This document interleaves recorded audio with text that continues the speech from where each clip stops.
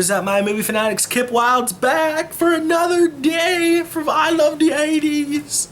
I really gotta calm down and get a haircut. So yesterday we had the men, my top 10 favorite actors of the 80s. Today we're gonna talk about the ladies. It's all about the ladies, so we're gonna focus on the ladies because there is a lot of beautiful, talented women in those days that are still around today. So let's do my top 10 ladies of the 80s. At number 10 is Jami Gertz. We have seen her in 16 Candles, Quicksilver, Endless Love, The Lost Boys. She is great. She's very versatile. We've seen her in Lost Boys, which you guys know is a vampire movie. We have seen her in Endless Love, which is a romance movie. She can do it all. She's pretty, she's smart, she's quick on her toes. You can tell it almost seems like it just, well, I don't want to say quick, but she's very natural, and I love that about her. If you haven't checked out any of those movies, please check them out. And she is very good in all of them. You can't miss her. Of course, I'll be throwing up pictures for you guys. But yeah, so at number 10 is Jami Gertz. At number 9 is Joyce Heisler. She is most famous for just one of the guys. Now, when she cuts her hair and she acts one of the guys, she's one of the guys, so she does everything that men do. She can say that women can pull it off. It's a very good, well done, interesting movie. I love the part of the film when you don't even know she's going to be a guy. She just cuts her hair and she walks in. And you're just like, what the heck happened? She is a great actress. She is very beautiful. She's also been in Staying Alive. Great, awesome film with John Travolta. Check that out. She blows it out of the water. At number 8 is Kelly LeBrock.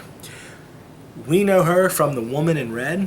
If you don't know her from that, she's a very beautiful woman from Weird Science that the two guys create, and she plays Lisa.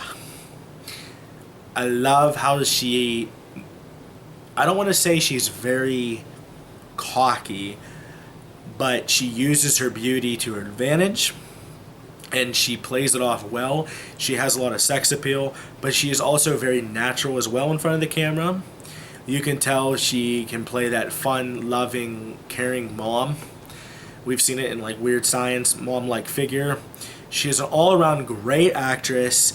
If you haven't seen A Woman in Red, I highly recommend it. If not, definitely check out Weird Science. It's a great, fun comedy, and she makes the entire movie, pretty much. At number 7 is Michelle Pfeiffer. Everybody knows Michelle Pfeiffer from Scarface. We've seen her in Grease 2. It's not Grease 1, but it's Grease 2. We all remember that. And Falling in Love Again.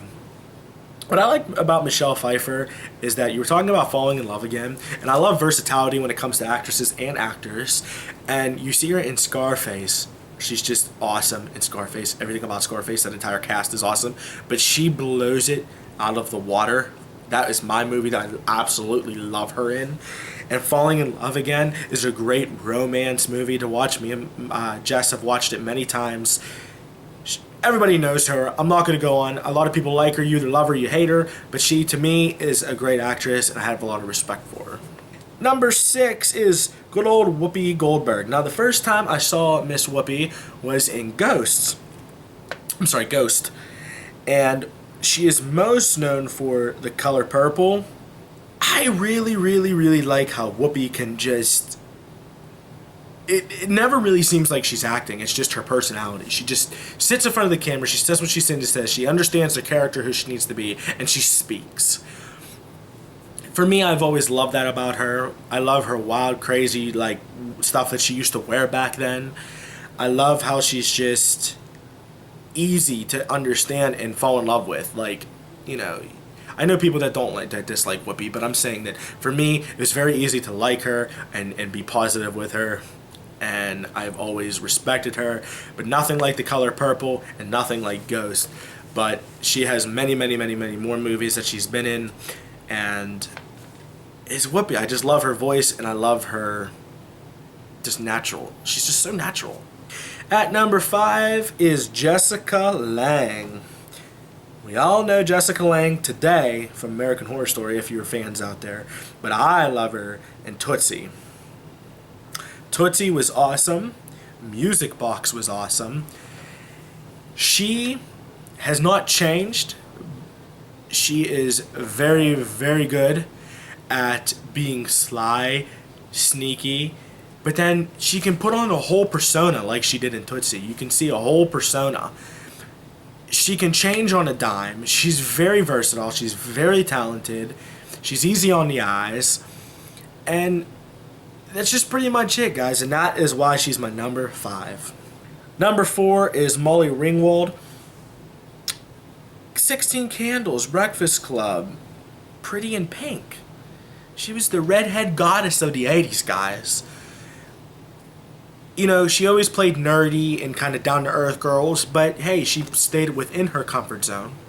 But she was good at it, and that's what she's most memorable for.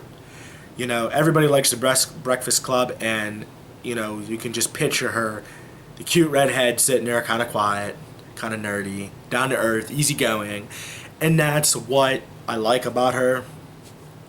But when with those 3 movies right there, I remember seeing her. I think first I saw her in 16 Candles, and I fell in love with her ever since. At number 3 is Linda Hamilton. Now, I love her because she is a complete, utter badass, if you guys know what I mean, because she was Sarah Connor in The Terminator. No, that was really bad. Let me redo that. She was Sarah Connor in The Terminator. You know, the Judgment Day is inevitable. But she plays just such like a lion. If you think of a lion, like, protects its young over anything, and that's what she does. She just protects her young. She does what it takes. She doesn't stop. She fights. She just never gives up, and she's a badass. We've also seen her in Children of the Corn. She was excellent in that film as well. And I just have always liked her. I always seen her as a badass, someone that could do it all. So at number 3, once again, is Linda Hamilton. At number 2 is Jamie Lee Curtis. I love Jamie Lee Curtis just for the sole fact is that back in the 80s, she was the horror queen. Like, horror queen. The Fog, Halloween 2, Prom Night. All of these movies come to my mind that she was in these awesome horror movies. And I mean, before the 80s, we're talking Halloween. She puts fear in you. When you see her scared, she's scared. When you want to see her psycho and hard, she is psycho and hard. When she has the fire in her eye, you can feel it. She really gets you emotionally.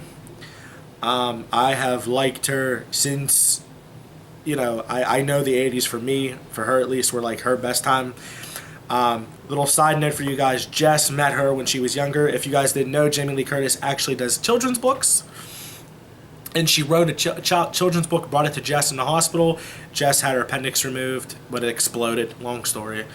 And she came there, signed. She took some pictures with Jess, and Jess was only like 10 or 11.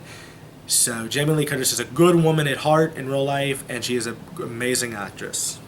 At number 1 is Julia Roberts.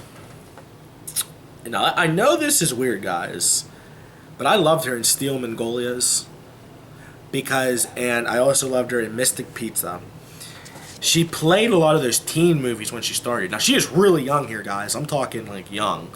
But she was awesome in those years. You can see the real Julia Roberts. And it set her up to be great, what she is today. Yeah, she plays... I think she's one of those actresses that works really well with a group of people. Like she did in Steel Magnolias. If I'm saying that right, and Mystic Pizza as well. But she's very good at playing sexy. She's very good at playing awkward. She's very good at... She's just all around great, and I think in one of these cases, the 80s molded her into what she is today. She is famous today. I personally love all her stuff. I'm sure a lot of you guys do as well, or know at least one movie that she's in. And she never really had a big break back in the 80s until 1990 when she did Pretty Woman. But I still, once again, like as I said, she set up, the 80s set her up for greatness. And if it wasn't for the 80s, she would have never did such a great movie as Pretty Woman. So, yeah. So there you have it, guys, my top 10 ladies. I like to focus on the ladies too because, once again, there's tons of amazing actresses back then. you know, a lot of beautiful women, a lot of talented women. And I hope you guys are enjoying I Love the 80s week with Kip Wild. Kip Wild hair. Ew. And until next time, guys, take care and happy watching.